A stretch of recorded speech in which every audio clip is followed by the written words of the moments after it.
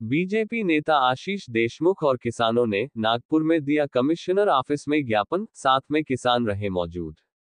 किसानों और बीजेपी नेता आशीष देशमुख ने आज सोयाबीन और कपास किसानों को जो बहुत परेशानी में है, सरकार को तुरंत हेक्टेयर सब्सिडी देनी चाहिए और अगर संतरा की फसल में किसानों को मिलने वाली सब्सिडी व्यापारी को जाती है तो सीधे किसान के खाते में जाए। कर्ज माफी की मांग, फसल बीमा आदि। आशीष देशमुख द्वारा दिया गया ज्ञापन। इस समय उनके साथ किसान भी मौजूद थे। आशीष देशमुख ने कहा, सबसे पहले मैं किसी पार्टी का प्रतिनिधि न होकर एक किसान हूं, इसलिए किसान संकट में हैं, इसलिए हम उनकी जायज मांगों को एक बयान के माध्यम से मुख्यमंत्री तक पहुंचाया हूं। एक बयान में हमने मांग की है कि सरकार को सोयाबीन और कपास किसानों को तुरंत हेक्टेयर सब्सिडी प्रदान करनी चाहिए जो बहुत परेशानी में है। संतरा उत्पादक किसानों को मिलने वाली सब्सिडी अगर व्यापारी को मिल रही है तो वह सीधे किसान के खाते में जानी चाहिए। सरकार को कर्जमाफी से जुड़ी समस्याओं को जल्द दूर करना चाहिए।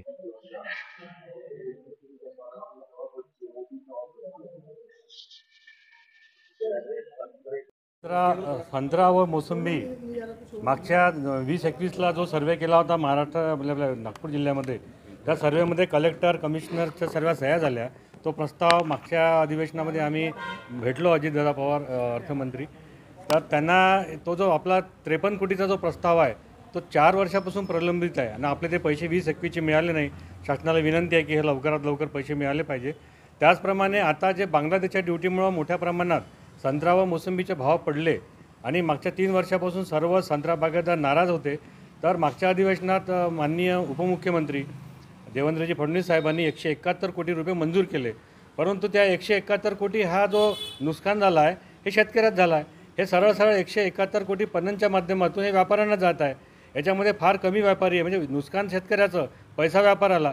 तर आमचं असं म्हणणं आहे की तातडीने हा पैसा 171 कोटी रुपये थांबला पाहिजे। त्या पैशामध्ये काही भर टाकून महावारीने आम्ही पत्र दिलं आहे माननीय फडणवीस साहेबांना, तर सर्व शेतकऱ्यांना हेक्टरीप्रमाणे त्याच्यामध्ये पैसा मिळाला पाहिजे। त्याचप्रमाणे एक पीक विमा, आपला संत्रा विमा आहे, त्या संत्रा विमामध्ये संत्र्याला आपल्या नागपूर जिल्ह्याला 20,000 रुपये हेक्टर हा म्हणजे आपला जो प्रीमियम असते तो आहे। सोबतच अमरावती जिल्हा आपला लागून आहे त्याला 12,000 रुपये हेक्टर आणि अकोल्याला 4,000 रुपये हेक्टर। म्हणजे इथला नागपूर जिल्ह्यातला संत्रा बागायतदार काय श्रीमंत आहे का? आणि विशेष म्हणजे हा नागपूर जिल्हा हा उपमुख्यमंत्री देवेंद्र फडणवीस साहेबाचा आहे आणि ते घोषणा करतात, पण बऱ्याच गोष्टीच्या त्याच्यामध्ये अडचणी आहे। या अडचणी जर लवकरात लवकर जर संपल्या आणि जे पैसा अमरावती जिल्ह्याला संत्र्याला दुष्काळ निधी असो किंवा गारपीट असो जो मिळते तो नागपूर जिल्ह्याला फार कमी मिळतो। त्याच्यामुळं याच्यामध्ये जर लक्ष दिलं आणि सन्माननीय आमचे आशीष बाबू देशमुख यांना आता सर्व आम्ही हा विषय दिला आहे आणि आता आमची कमिशनर साहेबासोबत भेट झाली आहे। तर हा लवकरात लवकर या सर्व गोष्टी जर या अधिवेशनात पूर्ण झाल्या तर सर्व शेतकऱ्यांना एक चांगला दिलासा मिळेल आणि म्हणजे सरकारप्रती एक थोडंसं प्रेम वाढेल असं मला वाटतं। साहेब, धानाकरता त्या लोकांनी 20,000 रुपये हेक्टर अनुदान दिलं। त्याच धर्तीवर शेतकऱ्यांचा कापूस आणि सोयाबीन काटोल नरखेड तालुक्यात डुबलं।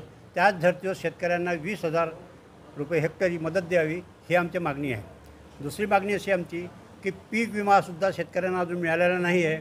25% पीक विमा मिळाला आणि तो 75% रक्कम अजून मिळावी ही आमची अपेक्षा आहे। कारण की ज्या लोकांचं नुकसान झालं त्यांना 25% मिळाले, मग 75% रक्कम मिळायला काय अडचण आहे ही आमची मागणी आहे। कोणाही पक्षाचा प्रतिनिधी असण्याच्या पहिले आशीष देशमुख हा शेतकरी आहे। शेतकरी आज अडचणीत आहे आणि शेतकऱ्यांच्या रास्त मागण्या मुख्यमंत्र्यांच्याकडे निवेदनाच्या माध्यमातून आम्ही कलेक्टर कमिशनरांच्या माध्यमातून पाठवत आहे। अपेक्षा हीच आहे की मोठ्या प्रमाणामध्ये अडचणीत असलेला सोयाबीन आणि कापूस उत्पादक शेतकरी याला हेक्टरी अनुदान सरकारच्या तर्फे तातडीने मिळेल। पुष्कळशा शेतकऱ्यांना त्यानिमित्ताने पीक विमाच्या असतील, कर्जमाफीच्या असतील, या सर्व अडचणीला सामोरे जात असताना शेतकऱ्यांकडून अपेक्षा तरी कोणाकडून करावी? शेवटी आई देखील रडल्याशिवाय दूध पाजत नाही। सरकारने तातडीने शेतकऱ्यांच्या ह्या सर्व मागण्या मान्य कराव्या असं त्यानिमित्ताने निवेदन आम्ही दिलेलं आहे। हेक्टरी अनुदान सोयाबीन आणि कापूस उत्पादक शेतकऱ्यांना धानाच्या धर्तीवर देण्यात यावं। मोठ्या प्रमाणामध्ये संत्रा व मोसंबी उत्पादक शेतकऱ्यांना जे अनुदान मिळणार होतं ते जर व्यापाराला जात असेल तर ते थेट शेतकऱ्यांच्या खात्यात त्या निमित्ताने यावं. कर्जमाफीच्या संदर्भामध्ये ज्या अडचणी आहेत त्या सरकारने दूर करण्याच्या संदर्भामध्ये तातडीने निर्णय घ्यावा. पीक विमा हा कुठंही शेतकऱ्यांना म्हणजे पूर्ण मिळत नाही आहे. त्या अनुषंगाने सर्व पीक विम्याच्या कंपन्यांना सरकारने ताकीद देऊन त्यांना ह्या नुकसान भरपाई शेतकऱ्यांना मिळण्यासाठी सांगावं.